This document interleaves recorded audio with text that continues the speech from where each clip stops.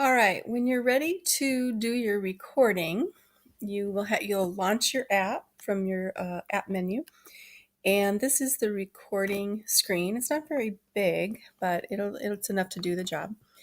You have some settings that you can choose from over here, and the way that you'll know it works, the setting that you selected, as you click each of these, it's going to give you a different view. So the further I go, it just gets larger, and you can see that it also gets a little bit distorted too. So probably we don't need to go too large. I'm actually going to go down one more right here, and I think I'm going to go with that. You can kind of play around with that and see what you're most comfortable with. It might take a little experimentation. Try a recording, maybe just do a test recording, save it, see how you like it. So play around with those different settings. I think I'm going to just keep it right here. Okay, so beyond that, it's pretty basic. You have a start recording button here, so I'm going to go ahead and click that. And I'll just talk for a few minutes. You will be using your graphic organizer to tell a little bit about your current self, talking to your future self.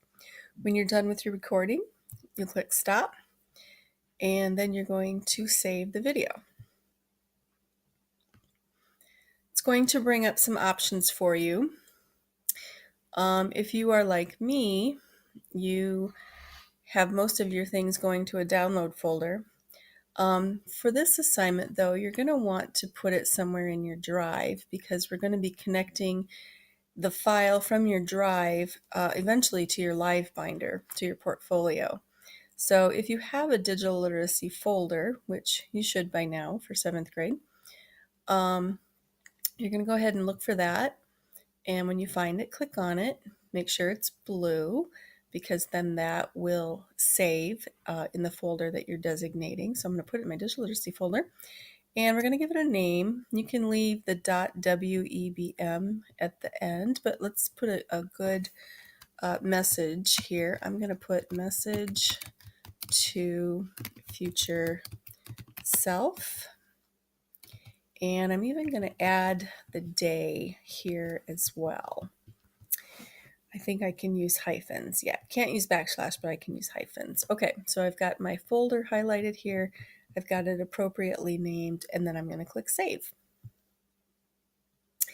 And it says that it's been downloaded. Now, just to double check, I'm going to minimize this, and I'm going to go in my drive and check to make sure that it did download correctly into that folder.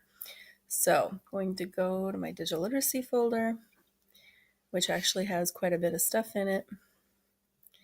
And I'm going to look for that video that I just saved. It does take a few moments to process, but however, it looks like it's already done.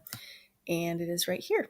And in the next tutorial, I will show you how to capture the URL to that video file.